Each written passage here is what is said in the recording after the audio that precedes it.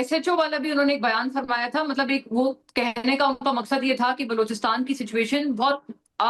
آسانی سے حل ہو سکتی ہے، اس لیے گویا یہ سوال بھی اہم تھا۔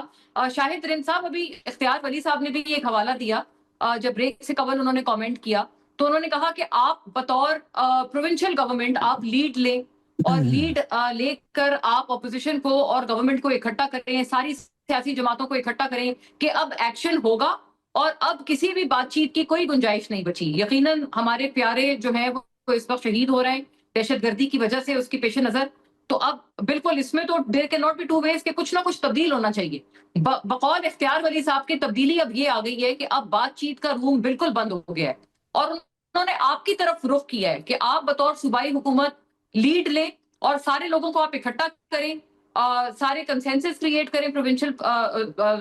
پولیٹیکل پارٹیز میں، اور وفاق آپ کے ساتھ ہے۔ کیا خیال ہے پھر آپ کب کر رہے ہیں یہ کام؟ Mona, first of all thank you for having me in your show, اور ایک چھوٹی سی معذرت، میں کمیٹڈ تھا آپ کے ساتھ،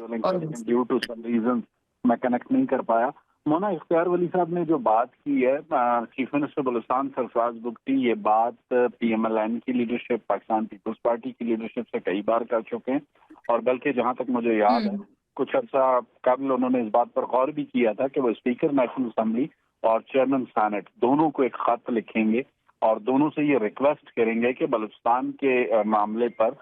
پارلیمنٹ ایک جوائنٹ سیشن بلائے، ان کیمرہ سیشن بلائے، اس میں جو بھی بلوچستان کی صورتحال ہے سول ملٹری لیڈرشپ کی موجودگی میں چیف منسٹر بلوچستان اپنا اوپینین ان کے سامنے رکھیں گے، اور اس اوپینین کی بنیاد پر جو بھی اتفاق رائے سے فیصلہ ہوگا، چاہے سرفراز بگٹی اس فیصلے سے بذات خود، چونکہ ان کا ایک نیریٹو ہے اور وہ نیریٹو آج سے نہیں ہے، پچھلے 20 سال سے، لیکن اگر وہ اس سے اتفاق نہیں بھی کریں گے تو وہ میجورٹی کے فیصلے کو تسلیم کریں گے، اور وہ بارہ یہ کہتے ہیں کہ مذاکرات سے اگر کوئی چیز حل ہوتی ہے تو اس سے اچھی کوئی بات نہیں ہے۔ لیکن پرابلم یہ ہے کہ مذاکرات کے معاملے پر آج سے کچھ عرصہ پہلے تک، مونا سوری ٹو سے، چند سیاسی رہنما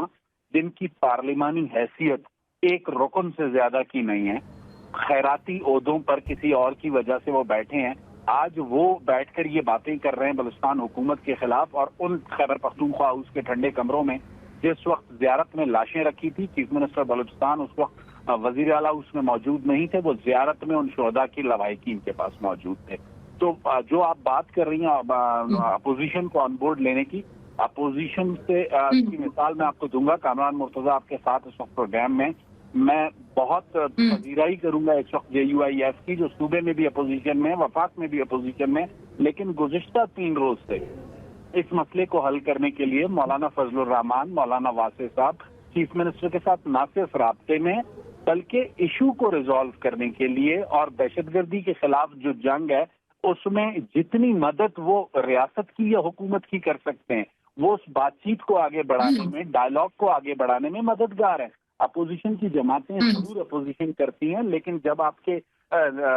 سیکورٹی فورسز کے 30 جوان شہید ہوئے ہوں تو اس وقت کم از کم سیاست نہیں کی جاتی۔ اس لیے میں نے آج سے آپ سے کچھ دیر قبل بھی ایک پروگرام میں یہ کہا کہ جے یو آئی ایس مرکز میں بھی اپوزیشن میں، صوبے میں بھی اپوزیشن میں، لیکن مولانا فضل الرحمان، مولانا واسع صاحب کا جو رول ہے وہ ایک پازیٹو پالیٹکس کا رول ہے، لیکن ایک جماعت کی پارلیمانی حیثیت ہے، ایک جماعت ایک پارلیمانی رکن سے زیادہ ان کا پارلیمنٹ میں رکن نہیں ہے، اور ان کی آپ باتیں سنیں اور ان کی آپ گفتگو سنیں تو آپ کو حیرت ہوتی ہے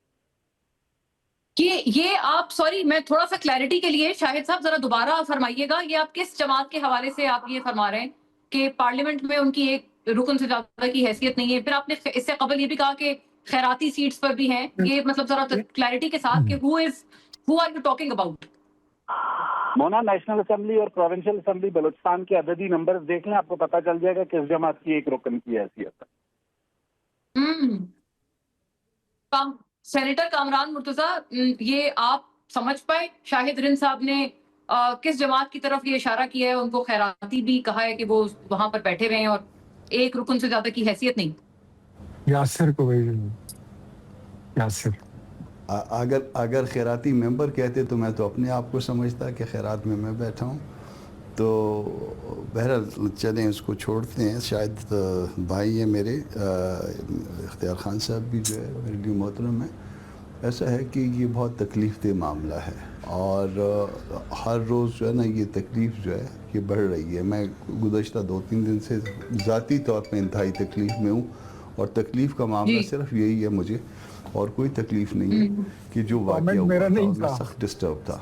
تو جب تک میں خود آ کے کوئٹہ ان کے ساتھ بیٹھا نہیں ہوں لوگوں کے ساتھ, وہاں پہ بھی ہم نے پالیٹکس نہیں کی ہے. میں گیا ہوں دھرنے میں بیٹھا ہوں مگر ان کے ساتھ صرف جو ہے نا وہ پرسہ کیا ہے, ان کے ساتھ جو ہے نا یہ اس غم میں شرکت کی ہے. ہم نے نہ کسی کو برا کہا نہ اچھا کہا, مگر بات یہ ہے کہ ذمہ داری کس کی ہے؟ ذمہ داری تو حکومت کی ہے بنیادی طور پہ. ہمارا کام تو اپوزیشن کرنا ہے اور اپوزیشن بعض اوقات اپنی کریز سے باہر نکل کے بھی اپوزیشن کرتی ہے, اور اگر کوئی کرتی ہے تو بھی کوئی ایسی کوئی بری بات نہیں ہوتی. کہیں پہ جو ہے نا وہ سپیس موجود ہوتی ہے جہاں پہ دوسرے جو ہے نا وہ کریز سے باہر نکل کے کھیلتے ہیں. تو یہ ملک ہم سب کا ہے, یہ صوبہ ہم سب کا ہے.